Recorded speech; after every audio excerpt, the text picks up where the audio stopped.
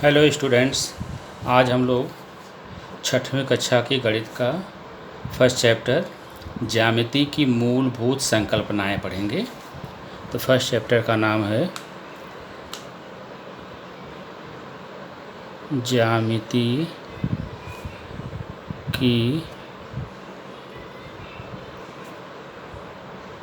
मूलभूत संकल्पनाएं। ओके, तो इसमें पहला है पॉइंट कि बिंदु। बिंदु क्या है? बिंदु छोटी सी बिंदी द्वारा दर्शाया जाता है या पेन अथवा नोकदार पेंसिल से कागज पर छोटी सी बिंदी द्वारा हमेशा दर्शा सकते हैं। ओके, बिंदु को नाम दिया जा सकता है। बिंदुओं के नाम लिखने के लिए अक्षरों का उपयोग करते हैं। जैसे यहाँ पर एक बिंदी है, इसको हम नाम लिख सकते हैं ए, दूसरा बिंदी है बी, सी। इस तरह से बिंदुओं को हम अक्षरों द्वारा इसका नाम दे सकते हैं। नेक्स्ट है रेखाखंड तथा रेखा। रेखाखंड तथा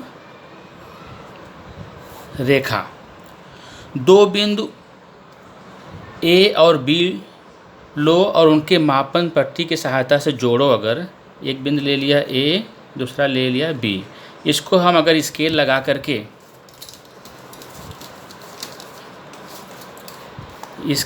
करके हम अगर इसको जोड़ देते हैं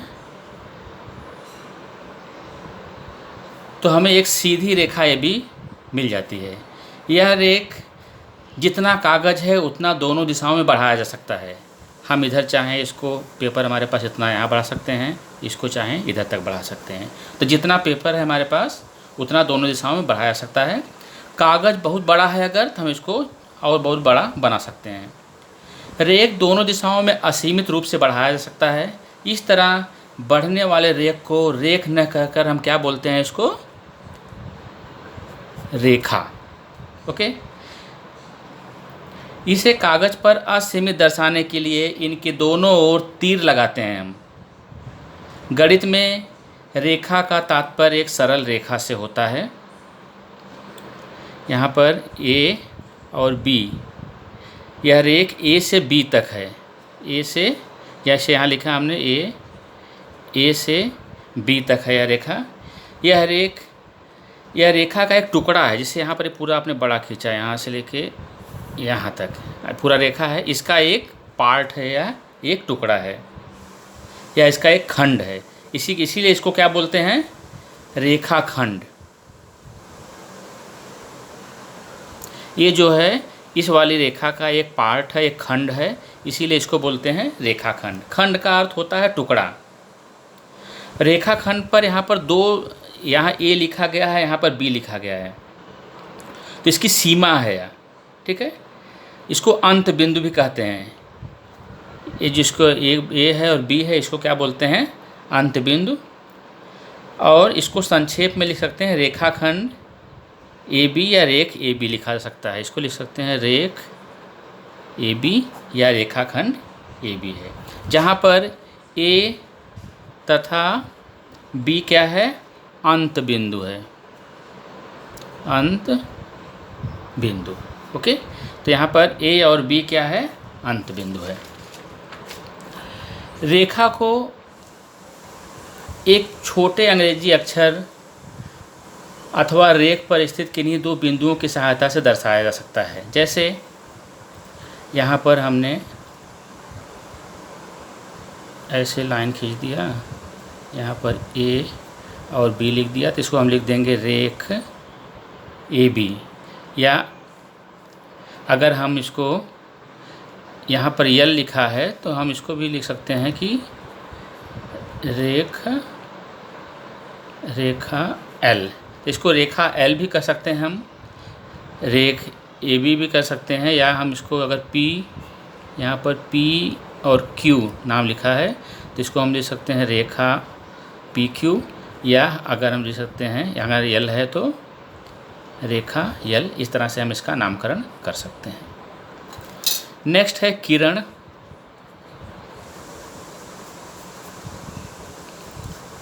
रेखा के उस भाग को किरण कहते हैं जो एक बिंदु से शुरू होकर एक ही दिशा में आगे बढ़ती है। किरण जिस बिंदु से शुरू होती है उसे आरंभ बिंदु कहते हैं। जैसे यहाँ पर देखिए, ये हो गया P पॉइंट, ये हो गया Q, और यहाँ से तो रेखा के उस भाग को किरण कहते हैं जो एक बिंदु से शुरू होकर के, कहाँ से शुरू हुआ है, P से शुरू हुआ है, और एक बिंदु से शुरू होकर और एक ही दिशा में आगे बढ़ती जा रही है। ये एक ही दिशा में आगे बढ़ रही है। किरण जिस बिंदु से शुरू होती है उसे क्या बोलते हैं, आरंभ बिंदु। तो यहाँ पर P क्या है, P यहाँ पर आरंभ बिंदु है। तो P से Q दिशा की तरफ किरण असीमित जाती है। यह दर्शाने के लिए हमने यहाँ पर तीर लगाया है। इस आकृति को क्या बोलते हैं, किरण PQ कहेंगे इसको, किरण PQ। इस आकृति को हम क्या बोलेंगे, किरण PQ। किरण PQ कहेंगे, इसको हम किरण QP नहीं कह सकते, इसको हम किरण PQ कहेंगे, किरण QP नहीं कह सकते इसको हम। ओके, अभी आपसे अगर कोई पूछे कि एक बिंदु से होकर जाने वाली कितनी रेखाएं खींची जा सकती हैं, मान लीजिए हमने एक यहाँ बिंदु लगाया और आप बताओ कि इस बिंदु से होकर हम कितनी रेखाएं खींच सकते हैं। देखिए, हमने इस बिंदु से होकर के एक रेखा खींच दिया, इस बिंदु से होकर के हमने दूसरी रेखा खींच दिया, इस बिंदु से होकर के हमने तीसरी रेखा खींच दिया। ऐसे ही हम कितनी भी रेखाएं खींच सकते हैं इस बिंदु से होकर के, देखिए कितनी रेखाएं। इसलिए एक बिंदु से होकर जाने वाली हम कितनी रेखाएं खींच सकते हैं, असंख्य रेखाएं खींच सकते हैं। तो एक बिंदु से होकर जाने वाली हम असंख्य रेखाएं खींच सकते हैं।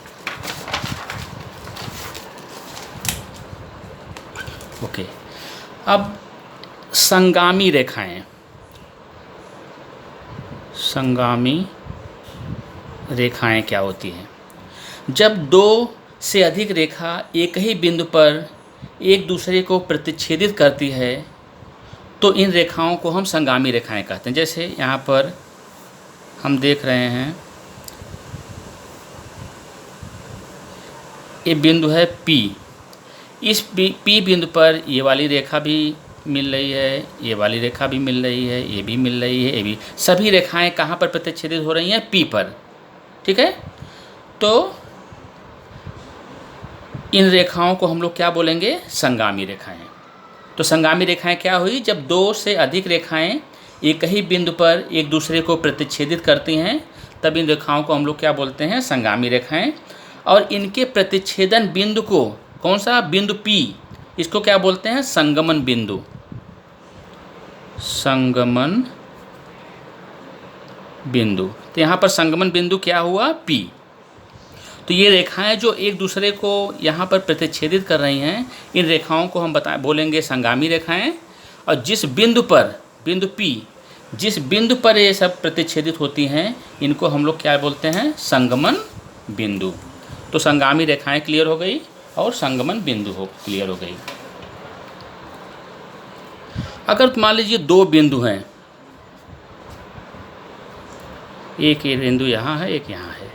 अगर आपसे कोई पूछे कि दो भिन्न भिन्न बिंदुओं से होकर जाने वाली कितनी रेखाएं हम खींच सकते हैं, एक ये हो गई, एक ये हो गई, दो। हमने यहाँ पर देखिए एक रेखा खींची। अभी और कोई रेखा संभव है क्या कि जो इन दोनों से होकर जाए, सीधी रेखा नहीं हो सकती। क्यों, तो दो बिंदु से, दो भिन्न भिन्न बिंदुओं से होकर जाने वाली एक और केवल एक ही रेखा खींची जा सकती है। इसके अलावा हम कोई भी रेखा और दूसरी नहीं खींच सकते हैं। ओके, क्लियर हुआ कि दो भिन्न भिन्न बिंदुओं से, दो बिंदु, एक है, ए है, बी है, दो बिंदु हैं, तो दो भिन्न भिन्न बिंदुओं से होकर जाने वाली एक और केवल एक ही रेखा खींची जा सकती है। नेक्स्ट है संरेख बिंदु। संरेख बिंदु, संरेख बिंदु क्या है,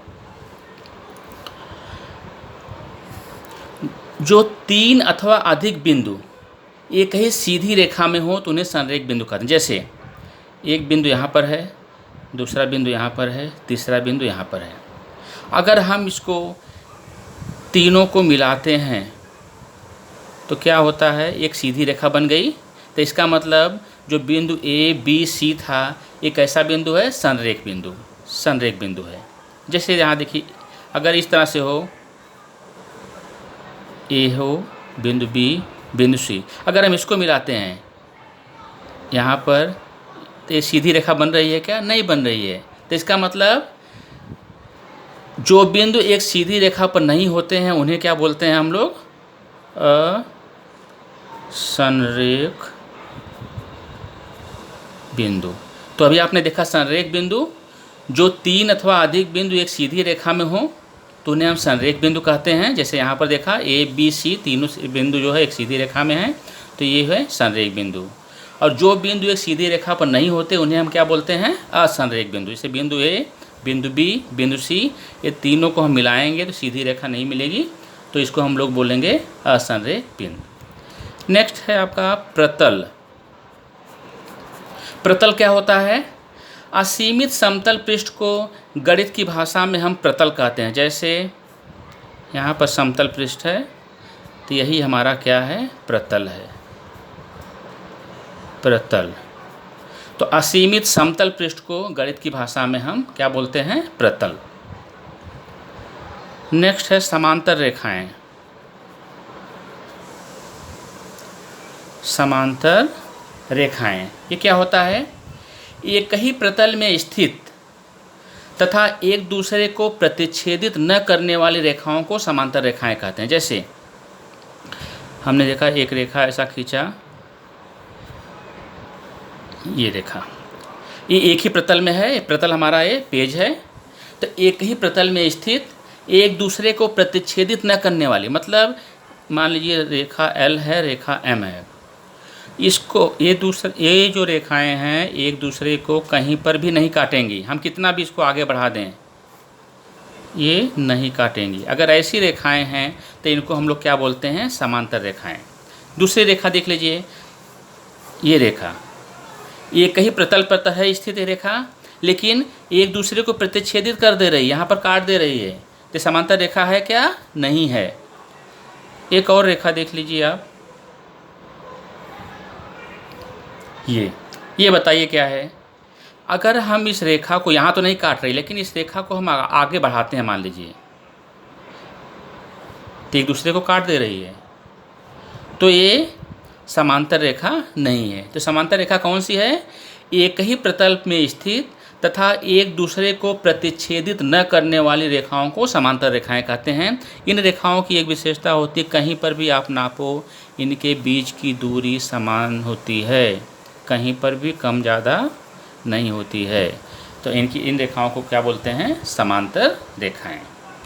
ओके, तो अभी हम लोग आपके प्रश्न संग्रह का प्रश्न करेंगे, क्या क्या है। यहाँ पर देखिए, अभी आपका प्रश्न संग्रह 1, इसमें पहला क्वेश्चन है कि संलग्न आकृति के आधार पर नाम लिखो। संरेख बिंदु, किरण, रेखाखंड और रेखा। तो संरेख बिंदु क्या होता है? जो एक सीधी रेखा में हो। तो यहाँ पर आपको कौन कौन सा संरेख बिंदु दिख रहा है? देखिए, बिंदु M, बिंदु O और बिंदु T, ये सीधी रेखा में है। तो आप संरेख बिंदु, तो संरेख बिंदु में आप क्या लिख सकते हैं कि बिंदु M, दूसरा क्या है? बिंदु O, बिंदु O, और तीसरा बिंदु T। तो ये M, O और T ये संरेख बिंदु है। दूसरा देखिए और कौन सा है? R, बिंदु R, बिंदु O और बिंदु N, ये भी संरेख है, सीधी रेखा में है। देखिए यहाँ से यहाँ तक। तो दूसरा क्या हो गया कि बिंदु R, बिंदु O और बिंदु T। तो क्या है, बिंदु पहला संरेख बिंदु क्या हो गया, बिंदु M, बिंदु O, बिंदु T। दूसरा क्या है, बिंदु R, बिंदु O और बिंदु N। तो आपका ये संरेख बिंदु हुआ। अब ये पूछ रहा है किरण क्या है, तो यहाँ देखिए किरण OM, Kiran OP, Kiran ON, Kiran OT, Kiran OS, Kiran OR। ये सब किरण है। तो आप लिख लीजिए किरण कौन कौन सा है, OM, दूसरा क्या है किरण OP, तीसरा क्या है किरण ON, ON हो गया, अभी OT, किरण OT, फिर क्या है किरण OS, किरण OS, अगला क्या है OS के बाद किरण OR, किरण OR। ओके, तो ये आपके किरण हो गए। नेक्स्ट है रेखाखंड। तो रेखाखंड क्या है, इसमें रेख MT एक हो गया, लिख दो इसको रेख MT। दूसरा क्या है रेख RN, रेख RN हो गया। फिर रेख OP, रेख OP। उसके बाद क्या है रेख ON, रेख ON। उसके बाद रेख OT, रेख OT। फिर रेख OS, रेख OS। उसके बाद रेख OR। ओके, तो ये आपका ये रेखाखंड हो गया। अगला पूछ रहा है रेखा कौन सा है, चौथा यहाँ पर लिख देता है। ठीक है, तो रेखा क्या है, रेखा देखिए एक यहाँ पर है MT और दूसरा है RN। तो रेखा क्या हो गया, रेखा MT तथा रेखा RN। ये RN और MT, ये आपका रेखा हो गया। तो आपका पहला क्वेश्चन ये कंप्लीट हो गया। नेक्स्ट हम देखते हैं अभी सेकंड क्वेश्चन क्या है। यहाँ पर लिखा है कि संलग्न रेखा के भिन्न भिन्न नाम लिखो। ठीक है, तो आपको नाम लिखना है। तो इस रेखा को हम ऐसा लिख सकते हैं कि रेखा L लिख सकते हैं, या AB तो लिख सकते हैं कि रेखा AB, या लिख सकते हैं रेखा AC, रेखा AC लिख सकते हैं, या रेखा AD भी लिख सकते हैं, रेखा AD। तो हम इनको अलग अलग नाम से लिख सकते हैं, रेखा L, रेखा AB, रेखा AC, रेखा AD। ओके, तो आपका ये सेकंड क्वेश्चन था। थर्ड क्वेश्चन है समूह में इसका जोड़ियाँ मिलाओ। ओके, तो ये क्या है, ये है रेखा, यहाँ सामने इसके ऊपर ही लिख देता हूँ। ये क्या है रेखा, जोड़ी मिलाना है तो आपको यहाँ से मिला सकते हो, ये इससे। ओके, ये क्या है रेखाखंड, ये है रेखाखंड। जोड़ी मिलाना है तो आपको किससे मिलाएंगे, इससे आप मिला सकते हैं। ओके, ये क्या है, ये है प्रतल, इसकी जोड़ी कैसे मिलाएंगे, इससे मिला लेंगे। ठीक है, और ये क्या है लास्ट वाला, ये है किरण, किरण। तो यहाँ पे किरण कहाँ पर है, यहाँ पर, तो इसकी जोड़ी आप यहाँ पर मिला सकते हैं। तो ये जोड़ियाँ मिलाओ का क्वेश्चन था। नीचे है चौथा क्वेश्चन, नीचे दी गई आकृति का निरीक्षण करो उसकी समांतर रेखाओं, संगामी रेखाओं तथा संगमन बिंदु के नाम लिखो। आपको बताना समांतर रेखा इसमें कौन कौन सी है। तो देखिए इसमें समांतर रेखा कौन सी है, ये वाली रेखा देखिए, रेखा बी, ठीक है, रेखा एम और रेखा क्यू। एक समांतर रेखा आपको मिल गई, तो आप लिख लीजिए समांतर रेखा में कि रेखा बी, रेखा एम और रेखा क्यू। तो आपको एक समांतर रेखा मिल गई, बी, एम और क्यू। और कौन सी समांतर रेखा इसमें है,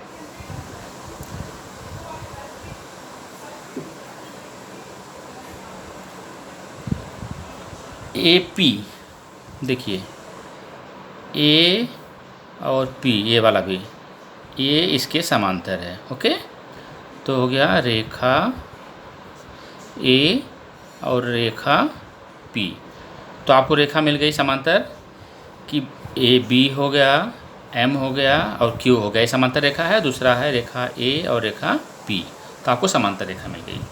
संगामी रेखा कौन सी इसमें है, देखिए संगामी रेखा है रेखा ए, रेखा बी, रेखा सी। ये तीनों देख रहे हैं एक जगह पर काट रहे हैं, तो ये रेखाएं संगामी हो गई। तो आप लिख दो इसको, रेखा ए, रेखा बी, रेखा सी, ये तीनों एक बिंदु पर काट रहे हैं, तो संगामी रेखाएं हैं। और कौन सी संगामी रेखाएं हैं, रेखा पी, रेखा क्यू, रेखा पी और रेखा क्यू, ये भी देख रहे हैं एक दूसरे को यहाँ पर काट रहे हैं, तो ये संगामी रेखाएं हो गई। अगला है संगमन बिंदु क्या है, बताइए आप, संगमन बिंदु क्या है। संगमन बिंदु होता है एक संगामी रेखाएं एक दूसरे को जहाँ पर काटती हैं। तो यहाँ पर संगामी रेखाएं एक दूसरे को कहाँ पर काट रहे हैं, यहाँ पर ए पर काट रहा है और यहाँ पर डी पर। तो संगमन बिंदु क्या हो गया, बिंदु ए तथा बिंदु डी, तो ये संगमन बिंदु हो गया।